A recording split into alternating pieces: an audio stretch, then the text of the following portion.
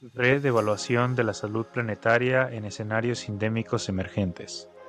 Red con el compromiso de aplicar la prevención y la protección ante riesgos planetarios en escenarios endémicos locales con el mayor rigor científico bajo una perspectiva de derechos humanos y derechos de la naturaleza. Hola, hola, bienvenidos a un nuevo episodio de Enredados de la Red de Especies.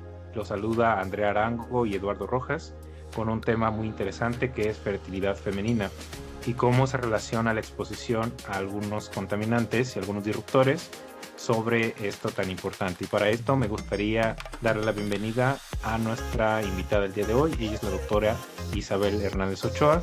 Muchas gracias, doctora Isabel, por aceptar nuestra invitación, por estar con nosotros en este segmento de la red de especies. Y para esto me gustaría invitar a la doctora que se presente, que nos diga de dónde es originaria y en dónde se encuentra actualmente. Al contrario, gracias por la invitación. Muy agradecida por esta oportunidad con ustedes. Soy Isabel Hernández Ochoa, soy originaria de Culiacán, Sinaloa. Estudié la maestría, soy de formación química, farmacéutica, bióloga y luego estudié la maestría y el doctorado en Sinvestab. Después hice una estancia postdoctoral en la Universidad de Illinois, en el departamento de veterinaria. Y actualmente estoy trabajando como profesora e investigadora en Sinvestab y soy la coordinadora académica del programa del posgrado en toxicología. Muy bien, doctora, pues bienvenida. Un gusto conocerte, que estés aquí y que nos cuentes un poquito de tu vida, además de tu trayectoria académica. Nos gustaría saber, o bueno, en particular, qué temas has trabajado, cuál es el tema que te apasiona y en el que te has dedicado por la mayor parte de tu vida, digamos, que a profundizar. Cuéntanos un poquito de eso. Son dos temas en general extensos, pero que me encantan. Son la toxicología, es decir, los efectos que causan la exposición a compuestos tóxicos, y la fertilidad. Estuve trabajando durante mi maestría y doctorado con fertilidad masculina y ahorita fertilidad femenina. No necesariamente en clínicas de fertilidad, sino más bien tratando de elucidar cuáles son los compuestos que nos están afectando o deteriorando la fertilidad femenina. Como parte de estos temas que nos menciona, doctora, ¿cuál fue como su interés y su inquietud por abordar este tema? O sea, ¿qué la llevó a enfocarse más en la parte femenina? Ya nos comentaba que lo masculino fue como un primer abordaje, pero siento que su expertise y su interés es más hacia el lado femenino. Entonces, si nos puede platicar cómo es que llegó a esta parte. Mira, me voy a remontar un poco a cuando estaba estudiando la licenciatura. La primera vez que leí sobre ambos aparatos y sistemas me gustaron muchos. Me llamaron mucho la atención porque son dos aparatos que son totalmente diferentes a los demás y en el hombre y en la mujer, refiriéndome como hombre a aquellos que tienen cromosomas XY y a la mujer a aquellos que tienen XX, pues que tenemos un sistema funcional, tanto anatómico como funcional, totalmente distinto. Ya en la maestría empecé a estudiar pues, la calidad espermática en trabajadores que viven en la fundidora, cerca de la fundidora, ahí en Torreón. Ese fue un problema pues ya que se abordó hace pues ya bastantes años, pero en esa época, estoy hablando pues más de 25 años, en esa época no había mucha información sobre lo que ocurre en la fertilidad femenina o por qué se estaba afectando. En esa época, pues solamente había información limitada. Entonces tuve la inquietud de enfocarme en esa área y busqué realizar la estancia postdoctoral que comentaba en la Universidad de Illinois, que es donde estaba la doctora Jody Flood, con quien hice la estancia postdoctoral. ¿Por qué me interesó la parte femenina? Porque pues en esa época todo mundo evitaba, digámoslo así, estudiar a la parte femenina porque no es tan fácil como relativamente en el hombre. En el hombre, pues, por voluntad puede proporcionan una muestra donde están los espermatozoides y se puede analizar. Se puede analizar la calidad espermática, se puede analizar y evaluar si tienen algún problema de fertilidad, pero en la mujer no. En la mujer, pues definamos fertilidad primero para ambos. ¿Qué significa? Fertilidad es una capacidad biológica que tenemos los seres humanos para reproducirnos, para concebir un embarazo y llevarlo a término. Eso lo vemos como algo muy sencillo y pensamos que es un regalo de la naturaleza, que debe de ser, pero no en todo momento o no todas las personas tenemos ese privilegio. Eso lo noté desde aquella época y además ya había estudios que indicaban que en los últimos 50 años, es decir, de 1970, bueno, en la época de los 70 al 2000, ya había una decadencia en la cuenta espermática. Y esa decadencia, estamos hablando de empezar en la década de los 70, de una cuenta espermática de 100 millones en los individuos a una cuenta promedio de 50 millones. Entonces ese dato era muy alarmante, se dio a conocer de forma internacional por un grupo de investigadores en Estados Unidos y eso a mí me cimbró, porque como toxicóloga, pues pensé, si esto está ocurriendo en el hombre, también puede ocurrir en la mujer, pero nadie lo está estudiando o poca gente. Empecé a ver la literatura y era muy, muy limitada. Y así fue como empecé a abordar pues el estudio de diversos compuestos que afectan la calidad del óvulo, que antes de llamarlo óvulo, pues tiene que pasar por varios procesos en el ovario y en el aparato reproductor masculino para que pueda tener esa capacidad de ser fertilizado. Y ahorita, actualmente, pues también nos estamos enfocando en mi laboratorio a través de mis estudiantes maravillosos de doctorado, pues cómo abordar esos problemas de implantación de este óvulo fecundado, cómo afecta la exposición a compuestos tóxicos y también pues la placentación, en fin, todos esos procesos que pueden verse afectados y que al final pueden o no desencadenar o terminar en un embarazo. Sí, no, pues es muy interesante adentrarse en esta área que, como bien mencionas, pues hay poca información y es tan importante, ¿no?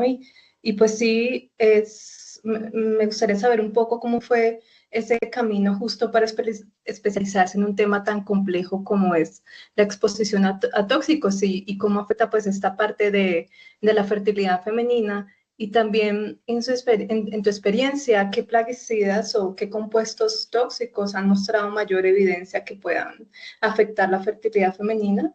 Y cómo, digamos, qué tanto sabías de estos riesgos a la salud femenina cuando comenzaste tu investigación y de pronto cómo ha cambiado esa perspectiva ahora que pues sigues profundizando en esos temas? Es toda una historia, pero trataré de hacerla corta. En realidad, pues muchos podemos hablar de los disruptores endocrinos.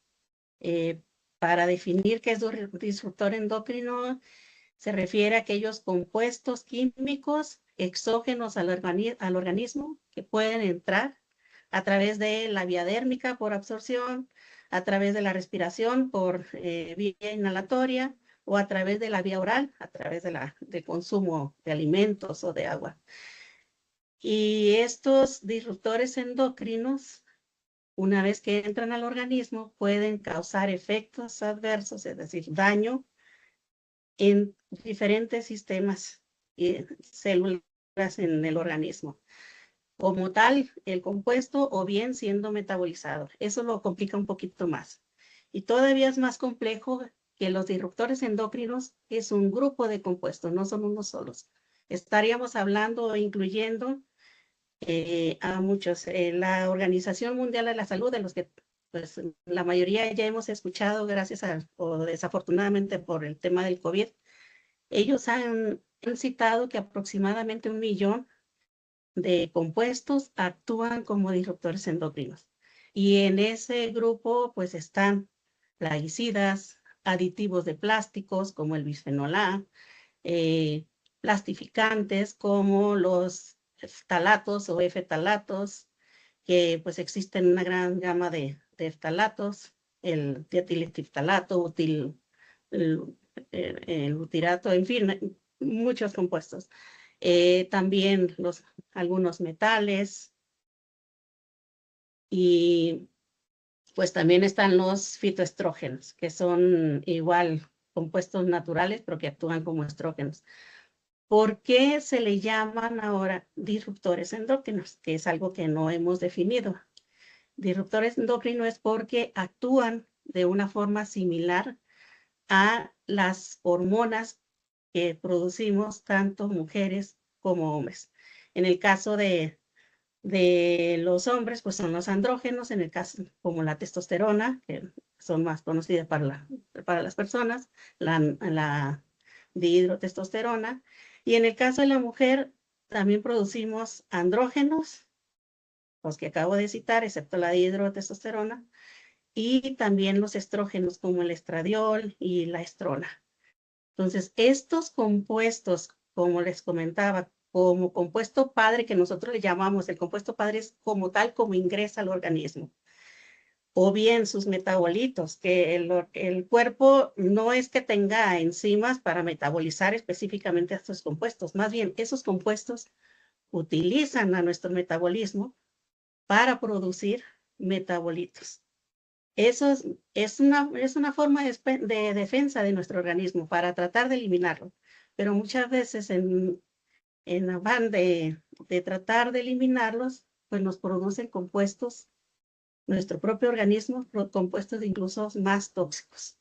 Entonces, esos compuestos, metabolitos o compuestos padre, van a diferentes receptores en el organismo. ¿Qué son los receptores? Son como las chapas que están en las células, que cada una de esas chapas pues va a tener ahí su llavecita, que son los ligandos, y esos ligandos nos referimos a los estrógenos, a los andrógenos o a precursores para producir esas hormonas. Entonces, todos los disruptores endocrinos, como comentaba, como compuesto padre o como metabolito, pueden llegar a las células, intervenir a través de receptores o a través de enzimas que intervienen también para producir esos estrógenos y andrógenos, y entonces, pues ya sea mimetizar o imitar la acción de esas hormonas o bien alterar su función. Y como tal, pues ¿en qué desencadena todo esto? Que la exposición a todos esos disruptores endocrinos, ya sea solitos como metabolitos o en mezcla, porque pues nos exponemos a muchos compuestos tóxicos al mismo tiempo, no nada más a uno. Nuestra vida cotidiana pues la hemos llenado de la exposición a diferentes compuestos. Entonces, esos compuestos como tal, al momento de actuar o de intervenir como disruptores endocrinos, es decir, a nivel de la producción de hormonas, pues al final nos desencadenan diversos problemas de salud. Enfermedades metabólicas, enfermedades endocrinas, enfermedades en el neurodesarrollo, en fin. Ahorita que mencionaba acerca de los diferentes compuestos o elementos que están clasificados dentro de disruptores endocrinos, recuerdo que usted ha trabajado con algunos disruptores, algunos aditivos como el bisfenol, algunos talatos, metales incluso como el plomo y algunos plaguicidas que actualmente están siendo muy utilizados. Ya hablando específicamente a nivel reproductivo de estos compuestos, ¿qué tipo de efectos se han relacionado con ellos? Sí, en mi laboratorio, a lo largo de los años hemos estudiado metales como el plomo, nanopartículas también, que están contenidas en los cosméticos, por ejemplo, las nanopartículas de dióxido de zinc y óxido de titanio, perdón, dióxido de titanio y óxido de zinc. Esas nanopartículas también las hemos evaluado. El temefos es un plaguicida que se utiliza en lugares cálidos donde controlan la larva, la reproducción del dengue, lo depositan en los depósitos de agua. Y depósitos de agua, pues estamos hablando de tinacos, pilas, y pues con esto, pues podemos decir que las personas se bañan con esa agua, lavan los trastes con esa agua y pues están exponiéndose a ese compuesto, a ese compuesto de MEFOS. Pues también lo hemos evaluado. Hemos evaluado al dietilestiftalato. El dietilestiftalato se encuentra en el material de PVC. La relevancia de este compuesto es que hace algunos años, cuando lo empezamos a estudiar, es que el compuesto se utilizaba para elaborar juguetes y para fabricar los productos que se utilizan para la venoclisis en pacientes de hospital. Entonces, derivado de ese uso, pues hubieron varios problemas y se dio a conocer que pues que había muchos efectos y pues se empezó a estudiar y entre ellos pues yo me enfoqué a estudiar al compuesto para ver qué producía sobre la función del ovocito, la calidad del ovocito. Y actualmente pues también estamos estudiando un compuesto que es un plaguicida organofosforado, que también tiene pues ciertas características, aunque está clasificado como organofosforado, pues también tiene unas moléculas de cloro, es el clorpirifos. Ese lo estamos estudiando no solamente para ver los efectos que causan ahorita en la exposición, sino también qué está causando en las futuras generaciones.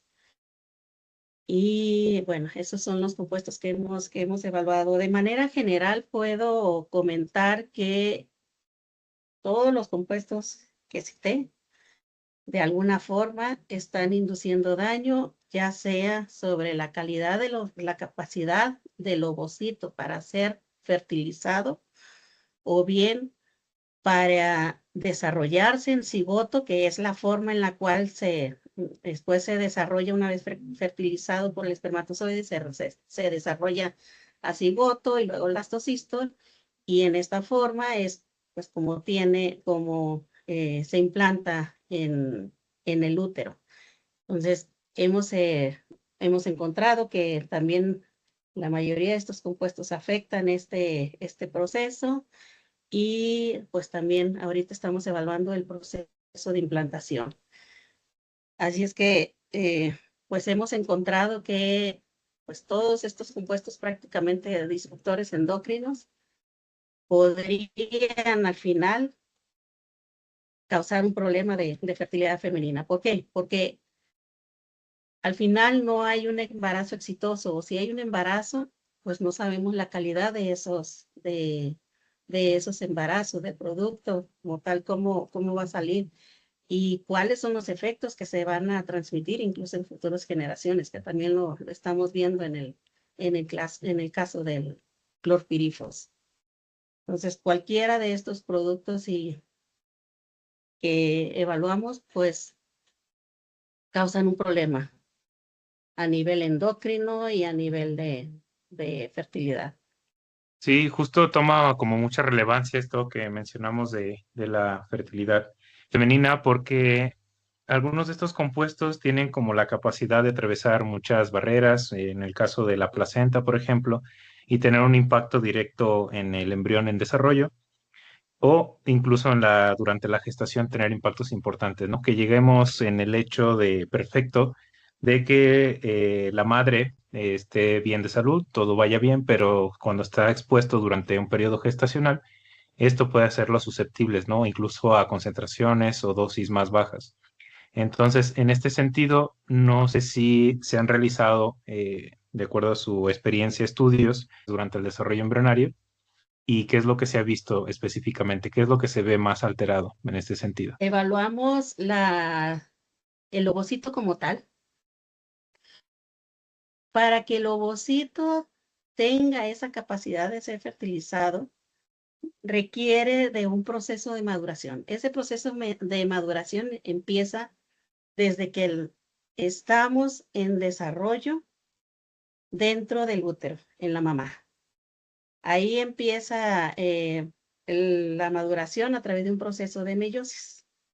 ¿Qué es la meiosis? Pues es un proceso por el cual el número de cromosomas tiene que llegar a la mitad de los cromosomas, porque el ovocito va a aportar la mitad de los cromosomas y el espermatozoide la otra mitad para que se forme el nuevo individuo ya en el embarazo.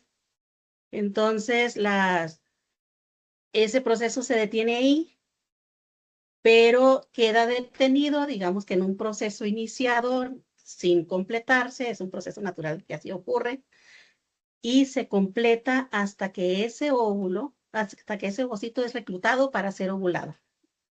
Una vez que es ovulado, continúa bueno, en ese proceso continúa el proceso de meiosis, que le decía que es la división de los cromosomas. División me refiero a separación de la mitad de los cromosomas. Y al final, cuando van a ser fertilizados, pues esa maduración se completa. Es decir, hasta que el óvulo es fertilizado dentro de la mujer, en una parte que se llama trompa de falopio u oviducto, hasta ahí es completada la meiosis. Entonces, lo que hemos encontrado es que, por ejemplo, el bisfenol A, que se encuentra en algunos plásticos de policarbonato, ese compuesto interfiere con la capacidad del ovocito para dividirse en cuanto al número de cromosomas. ¿Esto qué implica? Pues que la mujer, o cómo se traduce, que la mujer simplemente no sale embarazada, no lo hemos evaluado nosotros en mujeres, lo hemos hecho en ratones de laboratorio y en estudios in vitro, pero como interpretación a eso y de acuerdo a estudios también epidemiológicos que han surgido a lo largo de los años, sobre todo en los últimos años, pues se ha descrito que este bisfenol A pues puede disminuir la fertilidad femenina. Entonces, lo que se traduce es que la mujer puede no embarazarse y al final, pues no sabe ni qué pasó. Y solamente refiere que no se puede embarazar. Hay otros compuestos como el etilistalato, que lo que hace es alterar el desarrollo del cigoto. Es decir, una vez que está fertilizado ese óvulo por parte del espermatozoide, tiene que sufrir intracelularmente, digamos así, una división de células que se le conocen como blastómeras. Y esas blastómeras, pues al final tienen problemas para dividirse. A ese proceso, pues le conocemos como un proceso de fragmentación. Y ese cigoto, pues al parecer no se está implantando adecuadamente. Entonces, cuando no hay implantación, pues tampoco hay embarazo. Y muchas veces las mujeres tampoco se dan cuenta que tuvieron la posibilidad de embarazarse porque simplemente, digamos que hay un aborto espontáneo. O sea, no se implanta, viene el periodo menstrual y no hay embarazo. Pues con el tiempo, pues ya se traduce en un problema de fertilidad femenina.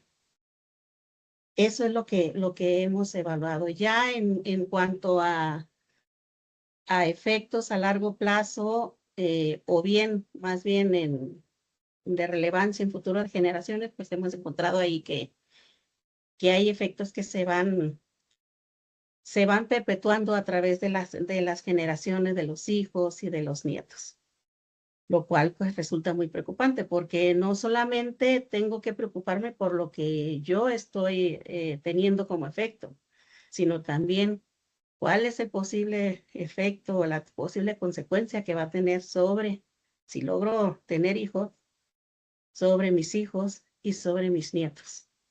Entonces hay mucho que pensar en cuanto a la exposición de compuestos tóxicos y de y de disruptores endocrinos para tratar de evitar el uso masivo de tantos compuestos de los que dependemos en nuestra vida diaria y que nos pueden causar no solamente a nivel reproductivo, sino también, como comentaba, a nivel de otros sistemas, ¿no? Que al final pues nos van a desencadenar problemas de la salud. Esos resultados son, los resultados de tus hallazgos son muy importantes y la verdad preocupantes para uno como mujer y para todas las que quieren tener hijos o las que están en ese proceso, pues queda uno como pensando que cualquier cosa lo puede exponer a uno de esos tóxicos, ¿no? Entonces, realmente, ¿cuáles serían esas implicaciones en términos generales de esos hallazgos de tus estudios para la vida cotidiana de nosotros como mujeres? ¿Cómo, o también cómo se traducen esos hallazgos en acciones, no sé, en política pública o en cambios, no sé, en prácticas agrícolas, no sé, cómo podemos nosotras, que no estamos como tan empapados en esa área, saber que se está haciendo algo para protegernos y qué implicaciones tiene, sobre todo pues para aquellas mujeres que desean pues tener hijos y vivir este proceso, ¿no? En realidad, las autoridades tendrían que protegernos, pero creo que también la protección empieza desde la individualidad, porque estamos acostumbrados, por ejemplo, a llevar al trabajo, lo que sea la comida, lo que sea de alimento, lo ponemos ahí en un contenedor que puede ser de plástico y luego lo metemos al horno de microondas. Esa es una práctica totalmente preocupante porque habrá que utilizar vidrio para transportarlo y sobre todo si lo van a introducir a altas temperaturas en el horno de microondas, pues hay que hacerlo dentro de un recipiente de vidrio. Pues ya es muy conocido, ¿no? También las botellas de plástico que se quedan ahí durante horas o en el carro o en los lugares pues donde tienen clima y donde las temperaturas alcanzan pues temperaturas muy altas, hay que también evitar tener el agua en esos contenedores. Entonces, tratar de utilizar contenedores de vidrio. También nos exponemos de una forma, pues digamos que involuntaria cuando se utilizan velas aromáticas, que no es que esté en contra de ellas, pero pues sí, hay muchos compuestos que se están liberando. También a través de los alimentos, esos compuestos que ni siquiera sabemos, ¿no? Ya desde que no sabemos ni qué significa, pues creo que habrá que pensar si nos lo vamos a llevar a nuestra boca e ingerirlo, ¿no? En fin, tantos productos que nos ponemos. Por eso empezaba yo con este tema y mencionaba hace rato de que en nuestra vida cotidiana hemos adoptado el uso de una inmensidad de productos. Todo síntesis, digamos, o producción de los productos, pues son con base en una demanda. Y esta demanda, pues nosotros mismos la propiciamos. ¿Qué se ha hecho a nivel gubernamental? Pues se trata, México es muy imitador, digamos, de las prácticas que se hacen en otros países, de la legislación en Estados Unidos, en la Unión Europea, y pues en teoría se ha limitado el uso de productos que están elaborados, por ejemplo, con dietilestiftalato, que nos, de productos para bebés o para niños, que estén elaborados con dietilestiftalato o con bisfenol A. Por ejemplo, hace como 15 años, todavía los biberones estaban elaborados con policarbonato. Y ese policarbonato liberaba el bisfenol A, lo libera. Y pues bueno, se limitó el uso gracias a que en otros países la misma industria fue adoptando ese cambio, por fortuna, y entonces pues evitaron, digamos, el uso de bisfenol A para producir esos biberones. Pero digamos que somos las industrias o las poblaciones, y en alguna medida también a nivel gubernamental se hace control, pero como sabemos, pues las leyes desafortunadamente se cumplen o están para no cumplirlas, es muy desafortunado, o un cambio pues lleva años y años para llevarse a cabo y para establecerse. Y pues como les comentaba, son muchos compuestos, 1 millón al menos de compuestos, es difícil sustituirlos y es difícil controlarlos, por eso en la medida que podamos, pues tratemos de prevenir su uso, si es que lo conocemos, ¿no? Porque algunas veces, como les decía, nos exponemos de forma involuntaria a tantos compuestos. Dentro de estos compuestos mencionados, doctora, se encuentran los plaguicidas. Creo que ya abordamos mucho en disruptores endocrinos, pero sí estaría muy interesante que pudiera platicarnos qué lo llevó a lo de plaguicidas, sobre todo porque aquí en México es una problemática de muchos años y actual, que estamos ahorita pues teniendo algunos efectos a nivel gubernamental, pero que parecen ser no suficientes, ¿no? ¿Cómo fue que se decidió por continuar la línea de plaguicidas? Durante años, digamos que eran compuestos que yo sentía o percibía más bien, que muchas personas ya estaban involucradas y como que decía, creo que los esfuerzos se tienen que dirigir hacia otros compuestos.